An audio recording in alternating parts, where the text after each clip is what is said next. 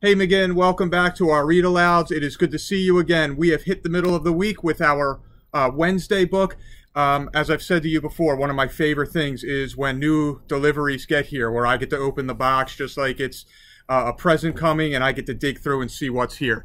And one of the books that came with this order is called The Chalk Giraffe, and I hope you like this new book, which focuses on having a different perspective as you encounter different situations in life. So here we go with The Chalk Giraffe by Kirsty Paxton.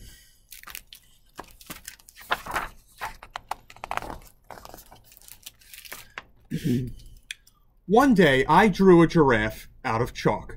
My giraffe came alive. He could eat. He could talk. "I'm alone," he cried out. "There's just gray all around." So I drew him a tree, growing up from the ground. My giraffe liked that tree, with leaves blowing in the breeze. They tickled his nose and made him sneeze. But still I could see that his face looked forlorn, peering out from among the acacia tree thorns. My giraffe would not laugh. Instead, he just said, "I am tired, and I can't use cement for a bed."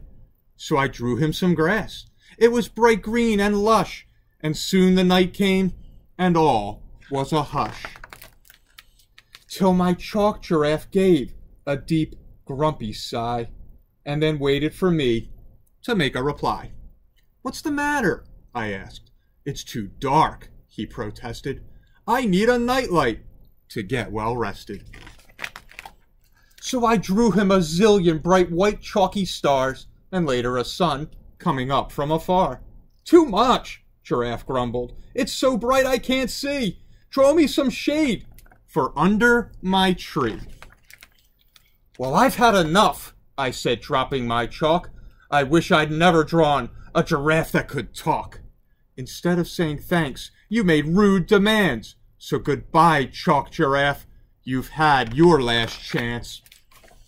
So I rubbed that giraffe right out with my shoe, and the stars and the sun and the tree that I drew. But that night I kept thinking of my work of art. Sad thoughts settled deep down in my heart. I really missed that grumbling giraffe. I knew I still loved him, laugh or no laugh. The next morning I leapt up awake. I picked up my chalk to fix my mistake. I drew a sun and some stars, and acacia with thorns, and my frowning giraffe from his feet to his horns. But this time I noticed a twinkle in his eye. He seemed full of mischief. I wondered why. Then Giraffe grabbed my chalk, and I suddenly found I had stick legs and arms, and was stuck to the ground. "Come," said Giraffe, "and look down from up here. The world looks quite different than it would appear." So I proudly showed off my tree-climbing talents, and scaled his long neck with great skill and balance. And finally, perched between his two horns, I surveyed this new world, and I too felt forlorn. I saw what he saw, and it looked kind of lonely. He needed more friends to make his home homey. "I know what's missing," I cried out with glee. "This world needs much more than just you and me." So Giraffe and I got to work right that minute. We drew zebras, a buck, and a small spotted genet. We drew snakes up in trees, and tiny dung beetles, and a lounging leopard, and 2 sprinting cheetahs. And a rhino with horns, and elephants with trunks, and a croc with a grin looking out for his lunch. "There's still something missing," Giraffe whined without end. "Will you ever be happy?" I asked my chalk friend. But still I could see, from Giraffe's point of view, there was something absent. A giraffe number 2. So I let my chalk friend draw another giraffe. It looked just like him, except that it laughed. I sighed with relief. It had taken a while, but our work was now done. Giraffe finally smiled.